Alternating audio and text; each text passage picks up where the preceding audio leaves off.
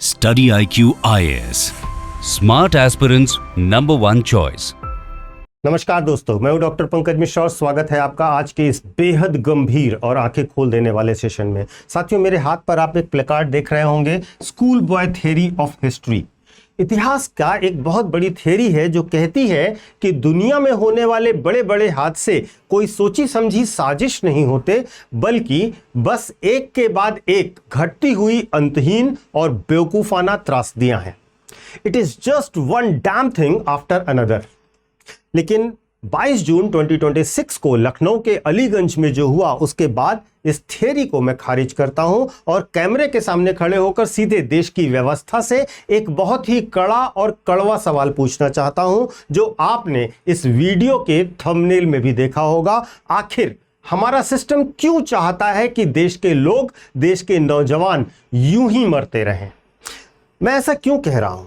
क्योंकि जब 12 साल तक कड़े कानून होने के बावजूद नेशनल बिल्डिंग कोड एनबीसी 2016 की गाइडलाइंस, मॉडल फायर एक्ट जैसे नियम होने के बावजूद राज्यों द्वारा सिर्फ इन सब को ठंडे बस्ते में इसलिए डाल दिया जाता है ताकि बिल्डर्स और बाबुओं की तिजोरियां भरती रहें, तो व्यवस्था जानती है कि लापरवाही से मौतें होंगी। साथियों, जब देश की राजधानी दिल्ली के बेसमेंट में बच्चे डूब जाते हैं तो सिस्टम 6 महीने बाद फिर सो जाता है। तो सीधा सा मतलब यही था ना कि व्यवस्था जानती थी कि लापरवाही से मौतें होंगी, लेकिन वह चाहती थी कि लोग मरते रहें, क्योंकि जनता की लाशों से कहीं ज्यादा कीमत होती है इस सिस्टम में भ्रष्टाचार के नोटों की। आज दिल्ली से लेकर लखनऊ तक फैले हुए इस खूनी आर्किटेक्चर और भ्रष्टाचार सिंडिकेट को समझने का प्रयास करेंगे। वीडियो को पूरा देखिएगा दोस्तों, क्योंकि आज अगर चुप रहे तो अगला नंबर किसी का भी हो सकता है। साथियों, बहुत शुरू से शुरू करते हैं। 22 जून 2026 उत्तर प्रदेश की राजधानी लखनऊ का अलीगंज जिला का 15 नौजवानों की दम घुटने से दर्दनाक मौत। सबकी उम्र 20 से 25 साल। जरा न्यूज़पेपर्स की हेडलाइंस देखिएगा। रिहायशी इलाके में कॉमर्शियल बिल्डिंग्स, इमरजेंसी एग्जिट नहीं। लखनऊ अग्निकांड के बाद खुला एलडीए में भ्रष्टाचार। After Lucknow blaze 14 coaching centres sealed in Jaipur. जैसे ही खबर आई ना ये दोस्तों, और ये आप पिछले 2 दिनों की खबरें देख रहे हैं, हमारे देश की मुख्य धारा की मीडिया और नेताओं ने अपना रेडीमेड और घिसा पिटा पॉलिटिकल नैरेटिव चालू कर दिया। हेडलाइंस चलाई गई, कोचिंग सेंटर में लगी आग, छात्रों की मौत हुई, प्रशासन तुरंत तथाकथित तौर पर हरकत में आ गया। जयपुर में 14 कोचिंग सेंटर सील कर दिए गए। पटना, जयपुर, कानपुर, प्रयागराज, सब जगह पर कोचिंग इंस्टीट्यूट्स पर एक्शन शुरू हो गया। लेकिन रुकिए दोस्तों, यहां पर ध्यान दीजिए, इस पूरी कहानी की समस्या भी यही है कि वहां कोई कोचिंग सेंटर अलीगंज में था ही नहीं।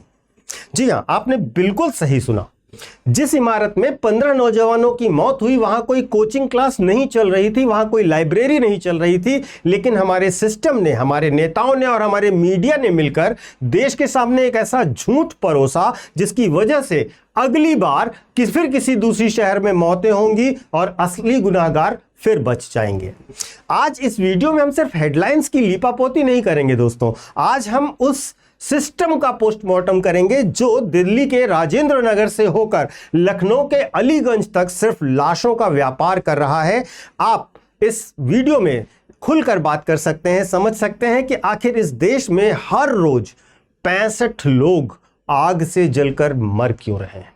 तो साथियों, चलिए सबसे पहले मैं आपको उस कड़वे सच की ओर ले चलता हूं जिसे हमारे देश के अर्बन प्लानर्स और बिल्डर्स मिलकर हमसे छुपाते रहे हैं।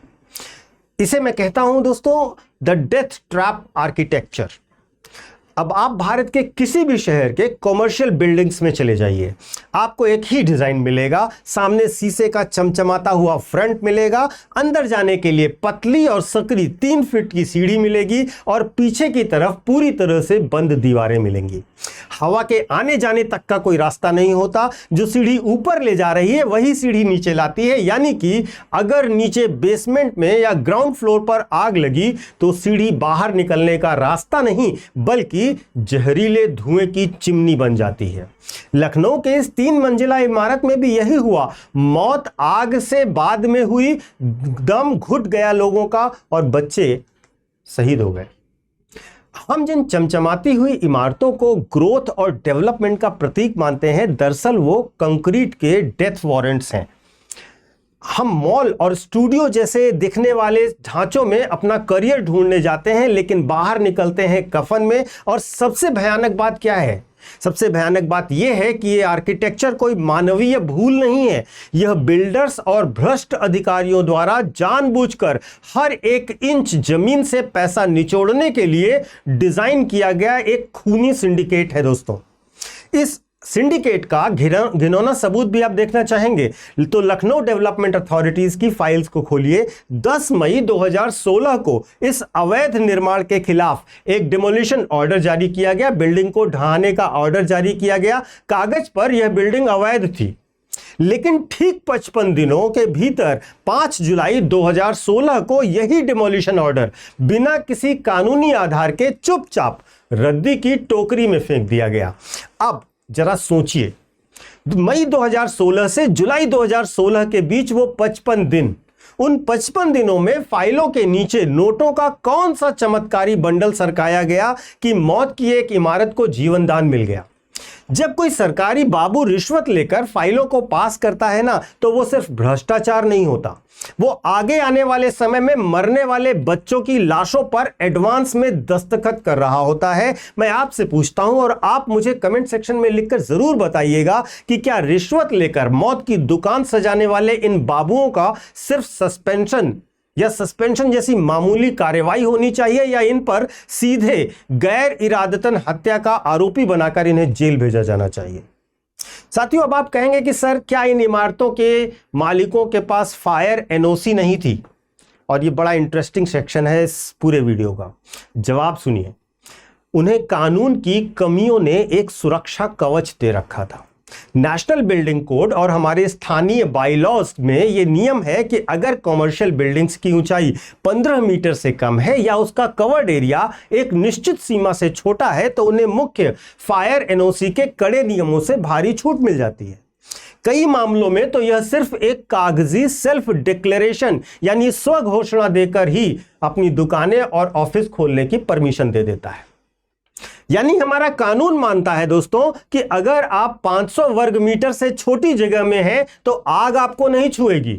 अगर आप 15 मीटर से कम ऊंचे बिल्डिंग में रह रहे हैं तो दम आपका नहीं घुटेगा। ये कानून जनता की सुरक्षा के लिए बनाए ही नहीं गए थे दोस्तों, ये कानून अपराधियों को कानूनी कवच देने के लिए बनाए गए हैं। जब तक देश में यह बाईलॉज और एग्जम्पशन का खेल चलता रहेगा, तब तक हर शहर में ऐसे कंक्रीट के तंदूर बनते रहेंगे और देश का युवा उसमें झुलसता रहेगा। यह बात सिर्फ लखनऊ की नहीं है दोस्तों, यह भारत के हर उस सकरे बाजार और व्यापारिक क्षेत्र की कहानी है जहां हम और आप रोज जाते हैं। यह पूरे अर्बन गवर्नेंस का एक कलेक्टिव फेल्योर है। इसको बहुत छोटा करके दिखाया जा रहा है, कोचिंग पर एक्शन, कोचिंग पर एक्शन। लेकिन सच यह है कि जहां आम आदमी की जो जिंदगी होती है ना, उसकी कीमत 1 वर्ग फीट जमीन के रेट से भी कम आंकी जाती है हमारे देश में। दोस्तों, एक मशहूर इतिहासकार हुए जिनका नाम था हर्बर्ट फिशर, जिनकी एक थ्योरी है जिसको अर्थशास्त्री स्टीव हॉके ने school boy theory of history कहा था। उस पर भी बात करते हैं। इसका सीधा सा मतलब यह होता है कि it is just one damn thing after another, यानी कि बस एक के बाद एक घटती अंतहीन त्रासदियां हैं। ये भारत का बिल्कुल हाल यही है दोस्तों।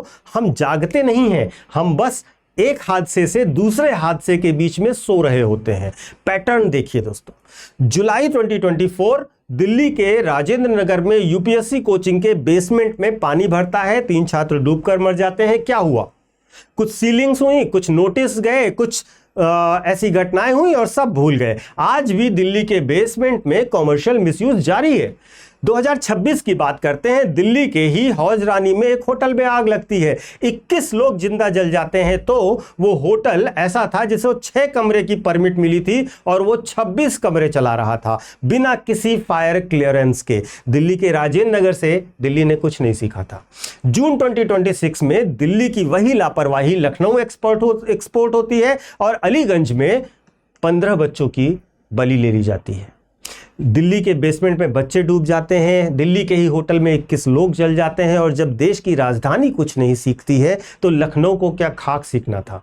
जब एक शहर से दूसरे शहर तक सिर्फ लापरवाही का ही एक्सपोर्ट हो रहा है, हर बार शहर बदलता है, तारीख बदलती है, लेकिन क्या नहीं बदलती है तो हमारी भूलने की बीमारी और भ्रष्ट अधिकारियों की बेशर्मी। एनसीआरबी का डेटा ये कहता है दोस्तों कि भारत में हर रोज औसतन 65 लोग आग से जलकर मरते हैं। भारत का फायर मोर्टेलिटी रेट जो है, जो आग से जलकर मरने वालों का रेट है, वह ग्लोबल एवरेज से 3 गुना ज़्यादा है। उपहार सिनेमा, कुंभकोणम, सूरत, राजकोट, दिल्ली, कोलकाता, लखनऊ, सब जगह आप देखिए हर बार स्क्रिप्ट फिक्स है। हादसा होगा, नेता आएंगे, दुख जताएंगे, 2-4 छोटे क्लर्क्स को सस्पेंड किया जाएगा, 2 लाख रुपए का प्रधानमंत्री राहत कोष से पैसा मिलेगा और 6 महीने बाद सब भूल जाएंगे। अब बात करते हैं समाधान की, क्योंकि ये तो वो समस्या थी जिस पर आपकी नज़र ही नहीं जाने दी जा रही थी मीडिया के द्वारा। समाधान क्या है? जब 11 सितंबर 2001 को ही अमेरिका पर, अब आप कंपैरिजन देखिएगा दोस्तों, 11 सितंबर याद होगा, 11 सितंबर 2001 में अमेरिका पर आतंकवादी हमला हुआ तो उसने कोई खोखली जांच कमेटी नहीं बनाई, उसने मुआवजा देकर केस क्लोज नहीं किया, उन्होंने पूरा सिस्टम बदल दिया। टीएसए यानी कि ट्रांसपोर्ट सिक्योरिटी एडमिनिस्ट्रेशन नाम की एक ऐसी संस्था खड़ी कर दी कि आज 25 साल बाद भी दुनिया का सबसे बड़ा नेता हो या रईस हो, उसे अमेरिकी एयरपोर्ट पर अपने जूते तक उतरवाने पड़ते हैं। विमानों के कॉकपिट जो है वो बुलेट प्रूफ कर दिए गए। नतीजा क्या हुआ? आज तक दोबारा वैसा हमला नहीं हुआ। इसे हम कहते हैं हादसे से सबक लेना। लेकिन हमारा एक देश है दोस्तों जहां 15 बच्चों की अर्थियां उठाने के बाद देश के प्रधानमंत्री 2 लाख रुपए के मुआवजे का ऐलान करते हैं। मैं पूछना यह चाहता हूं दोस्तों कि क्या किसी मां के बेटे को 2 लाख रुपए में बेचा जा सकता है? कब तक हम अपनी जान की कीमत इन चंद कागजों के टुकड़ों पर लगवाते रहेंगे? हमें मुआवजे की भीख नहीं चाहिए, कड़े और न बदलने वाले कठोर कानून चाहिए। भारत के संविधान में, अब समस्या भी समझिएगा, भारत के संविधान में फायर सर्विसेज एक स्टेट सब्जेक्ट है, राज्यों का विषय है, यानी कि केंद्र केवल एडवाइजरी जारी कर सकता है। असली ताकत नगर निगमों और राज्यों के पास है। देश में कोई यूनिफॉर्म फायर सेफ्टी लॉ नहीं है। नेशनल बिल्डिंग कोड एनबीसी 2016 सिर्फ एक सिफारिश है, अनिवार्य नहीं है national building code. Rajasthan, Madhya Pradesh और झारखंड जैसे राज्यों में तो फायर सेफ्टी को लेकर आज तक कोई कानून ही नहीं है। लगभग 70% आग शॉर्ट सर्किट से लगती है, पर बिजली के तारों का कोई पीरियोडिक ऑडिट होते हुए आपने देखा या सुना है क्या? तो अगर हम देखें दोस्तों, फाइनली बात करें तो सागर हो, नीलेश हो, अनामिका हो, आदित्य हो, जैनील हो, अब्दुल रहमान हो, ये सिर्फ नाम नहीं है दोस्तों। ये 15 परिवारों के वो चिराग थे जो अपना करियर बनाने घर से निकले थे। उनकी मौत का कारण वो शॉर्ट सर्किट की आग नहीं थी, उनकी मौत का असली कारण था 2016 का रद्द किया गया वो डिमोलिशन ऑर्डर, वो कानून का लूपहोल जो छोटे बिल्डर्स को फायर एनओसी से छूट देता है, और वो मीडिया जो बिना जाने किसी एक सॉफ्ट टारगेट को उठाकर एक नैरेटिव फैलाना शुरू कर देता है। अब समय आ गया है कि फायर सर्विसेज को समवर्ती सूची में डाला जाए ताकि पूरे देश के लिए एक सख्त केंद्रीय कानून बन सके। नेशनल बिल्डिंग कोड को अनिवार्य किया जाए और किसी भी अवैध बिल्डिंग का डिमोलिशन रद्द करने वाले अधिकारी की क्रिमिनल लायबिलिटी तय होनी चाहिए। आज हम अगर नहीं बोले दोस्तों तो अगला नंबर हमारा या हमारे बच्चों का भी हो सकता है। जब तक आप इस सिस्टम को सवाल पूछकर डराएंगे नहीं, तब तक ये आपको कोचिंग सेंटर जैसे झूठे नैरेटिव्स में उलझाकर मारते रहेंगे। फैसला आपका है, आपको अगले हादसे तक इंतजार करने वाली भीड़ बनना है या बदलाव की आवाज बनना है। दोस्तों यहाँ पर आपके कमेंट्स की बहुत ज़रूरत है, आपको अपने विचार ज़रूर शेयर करने चाहिए, क्योंकि ये मानवीय त्रासदी है, एडमिनिस्ट्रेटिव फेल्योर है, सिस्टमेटिक मर्डर है। तो दोस्तों गवर्नेंस, इंफ्रास्ट्रक्चर और संविधान के ये मुद्दे आपके जीएस पेपर 2 और जीएस पेपर 3 के लिए बहुत इंपॉर्टेंट है। अगर आप देश की इन नीतियों और प्रशासनिक व्यवस्थाओं को इसी तरीके से कानूनी और बौद्धिक गहराई के साथ पढ़ना चाहते हैं तो आप स्टडी IQ IAS के लाइव फाउंडेशन बैचेस में जुड़ सकते हैं। इस सिस्टमेटिक लापरवाही को समझने के बाद अगर आपको लगता है कि आपको यूपीएससी की तैयारी और अच्छे से करनी चाहिए तो आप हमारे 2027, 28 और 29 के बैचेस में ऐड हो सकते हैं। हमारा नया बैच 27 जून से प्रारंभ हो रहा है। हम अपने बैचेस को स्मार्ट मॉडल पर अपग्रेड कर चुके हैं अकॉर्डिंग टू यूपीएससी एग्जाम 2026। आप हमारे बैचेस की डिटेल्स को डिस्क्रिप्शन बॉक्स में दिए गए लिंक पर जाकर या हमारे ऐप या वेबसाइट पर जाकर देख सकते हैं। वहाँ पर आपको हमारे डेमो क्लासेस भी मिलेंगे, 18 बुक का सेट आपके घर पर आएगा और ढेर सारी सुविधाएं हैं जिन्हें आप वहाँ पर देख लीजिए। और कोर्स को खरीदने से पहले आप PK लाइव कोड का इस्तेमाल कीजिएगा क्योंकि यह कोड आपको मैक्सिमम डिस्काउंट स्टडी IQ के हर एक कोर्स पर दिलवाएगा। Thank you so much. जय हिंद दोस्तों। Study IQ IAS, making India smarter and better.